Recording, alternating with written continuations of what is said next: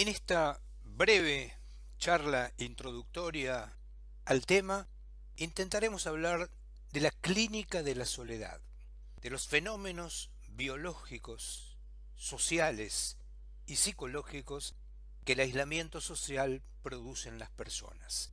Algo que el arte conoce hace muchísimo tiempo, pero que la medicina empieza a descubrir recientemente. Un hombre aislado y solo se siente débil, y lo es, decía un poema de Concepción Arenal en el siglo XIX. Vamos a intentar revisar desde la epidemiología a la fisiopatología un fenómeno que, como acabo de decirles, el arte reconoce como causa de dolor y padecimiento desde hace muchísimos siglos. Por ejemplo, la pintura de Edward Hopper, que se ha dedicado especialmente a retratar escenarios donde la soledad es el personaje central. La naturaleza ofrece múltiples ejemplos acerca de cómo la estrategia de vivir en grupos aumenta la supervivencia en diversas especies, entre ellas la especie humana. Así como vivir en grupos aumenta la posibilidad de supervivencia de la especie, la evolución nos ha dotado de algunas señales de alarma. El dolor físico, por ejemplo, que nos protege del daño tisular, promoviendo una conducta de evitación, o el dolor social, que denominamos soledad y que protege al individuo del altísimo riesgo para la supervivencia que supone el aislamiento social. Está en nuestros genes desencadenar una serie de respuestas adaptativas a ambas señales, al dolor físico o al dolor social. Nuestro ambiente ha cambiado notablemente, pero nuestra fisiología básica de respuesta a las amenazas percibidas ha permanecido igual. Somos hoy las mismas criaturas vulnerables que se encontraban alrededor del fuego en las noches hace 60.000 años. Ante la intemperie del mundo, ante la incertidumbre y la amenaza, los humanos nos buscamos unos a otros. El altruismo recíproco está codificado en los genes de nuestra especie porque nos permite sobrevivir. Así como evolucionan los rasgos biológicos de la especie, evolucionan las ideas y los rasgos culturales.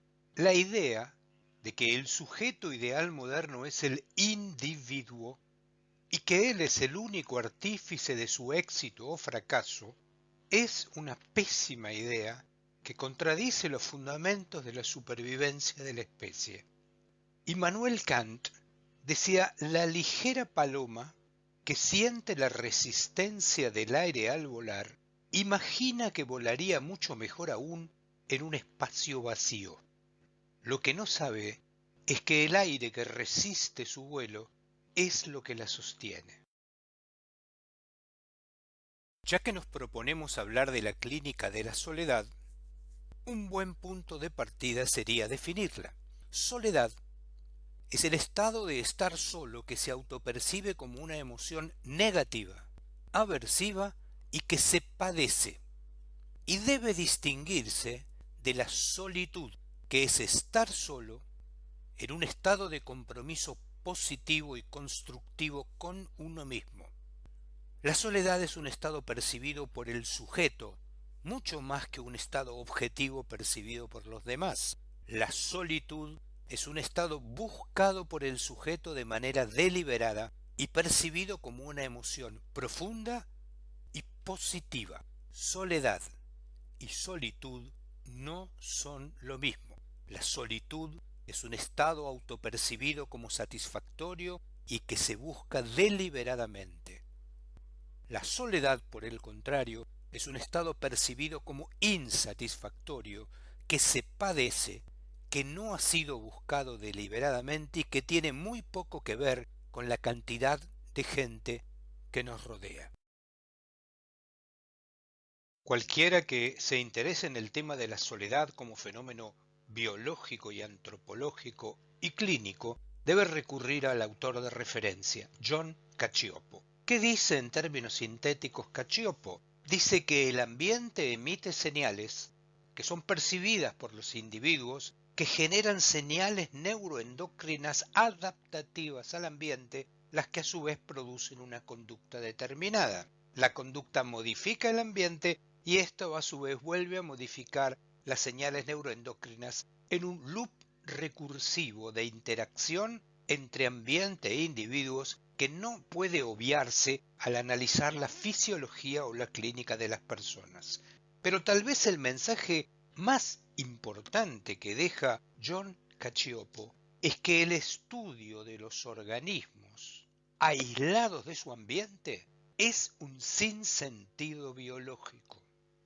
La medicina necesita reconocer el fenómeno de la soledad como un fenómeno clínico, entenderla en sus aspectos sociales y fisiopatológicos y elaborar un arsenal de respuestas terapéuticas que tiendan a atenuar sus devastadoras consecuencias en la salud de las personas. Una de las cosas que los clínicos tenemos que tener en cuenta a la hora de abordar personas con soledad es que las personas suelen ocultar esta sensación, porque en el modelo cultural en que vivimos, esto equivale a ser un perdedor, un débil. Nadie oculta que siente sed, hambre o dolor, pero sí oculta otras percepciones, otras emociones y otras sensaciones que en términos fisiológicos tienen la misma relevancia y la misma intensidad. Las especies sociales, como la humana, cuando se encuentran aisladas del grupo de pertenencia, activan el modo de supervivencia, de autopreservación, alostasis. Estas circunstancias no se perciben sólo como una emoción triste, sino como una reacción ante el peligro, de amenaza, desencadena respuestas activas de la fisiología de la supervivencia, activa los sistemas neuroendocrinos especialmente orientados en esa dirección. Por otro lado, en esta circunstancia se deteriora la actividad cerebral, particularmente en la unión parietal temporal, que es el área que permite adoptar el punto de vista del otro, es decir, la teoría de la mente o la empatía, deteriorando precisamente estas funciones. El cerebro, entonces, se fija en un circuito atractor, es decir, queda encerrado en un loop recursivo que controla la atención, que controla la saliencia de los estímulos y que controla la valencia afectiva que se le asigna a las percepciones. Esto genera un estado de permanente amenaza, de hipervigilancia y de rumiación de ideas de peligro. ¿Por qué es importante para el clínico detectar este fenómeno? En principio, porque ha quedado completamente demostrado a través de numerosas evidencias que esta rumiación de ideas de peligro promueve las ideas autodestructivas y suicidas. A esta altura alguno de ustedes se estará preguntando, pero en términos epidemiológicos, ¿es la soledad un problema que merezca la atención de la comunidad médica? En el año 1980, el 20% de la población de los países más desarrollados se sentía sola. Hoy, más del 40% de la población urbana se siente sola en algún momento de su vida.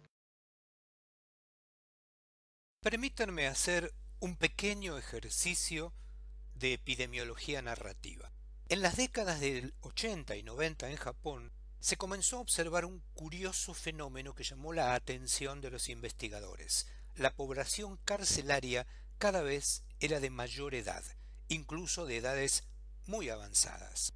Cuando se comenzó a investigar etnográficamente este fenómeno, es decir, Entrevistando una a una a las personas, se observó que la mayoría de ellas estaban encarceladas por cometer pequeños delitos, como por ejemplo robar un perfume en un shopping. Al entrevistarlas, las personas revelaron que estas detenciones eran buscadas por ellos. Las personas querían ser detenidas para salir del fenómeno del aislamiento social en que vivían, de la soledad a la que estaban sometidas. Esto generó algunas iniciativas que nos suenan muy extrañas a nosotros, como por ejemplo elaborar grupos de autoayuda coordinados por un robot con dispositivos electrónicos adecuados para esa función. Es decir, las personas elegían perder su libertad para salir del estado de soledad que padecían. El fenómeno de la soledad, que afecta a todos los grupos etarios, es particularmente peligroso en las personas de mayor edad. Abundan las evidencias con extensa bibliografía que muestran cómo esto genera no solo deterioros en la salud mental, por ejemplo, demencia, progresión al Alzheimer, deterioro cognitivo, sino en su salud física. Hay notables estudios epidemiológicos que cuando comparan los factores de riesgo en las personas de los grupos etarios de mayor edad, encuentran que la soledad ocupa un lugar destacado como factor de riesgo y por otro lado encuentran su opuesto.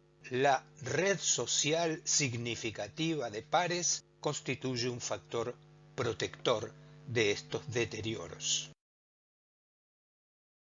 Si uno quisiera categorizar la importancia de la soledad como factor de riesgo, podría decir, por ejemplo, que tiene una incidencia en la enfermedad física y mental mayor que el alcohol, mayor que la obesidad, mayor que la polución ambiental y que es equivalente a fumar 15 cigarrillos por día.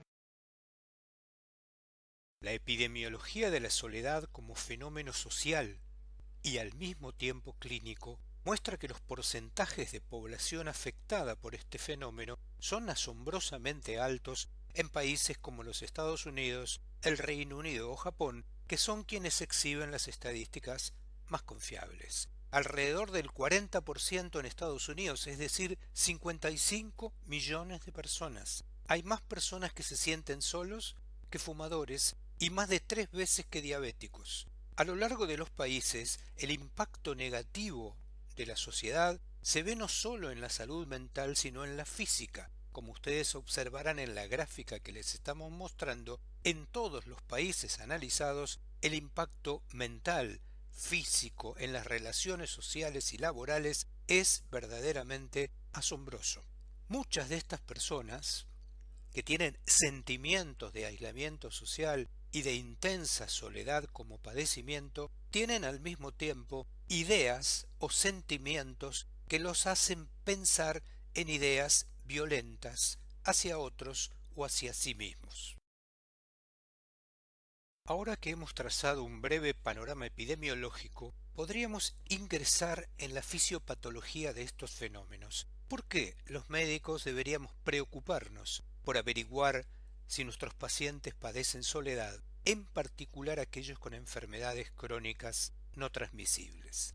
La investigación más actual asegura que dos estímulos amenazantes, es decir, de la misma intensidad, medidos por su capacidad de perturbar las variables de la fisiología, alostasis, generan respuestas notablemente diferentes según el contexto de la persona que los padece. La reacción de alarma se atenúa si esa amenaza es previsible, porque puede anticiparse, o si se dispone de una red social significativa que permita la contención del fenómeno. Esto es el efecto protector de las redes sociales humanas significativas. Pertenecer a un grupo atenúa el impacto de la respuesta a las amenazas.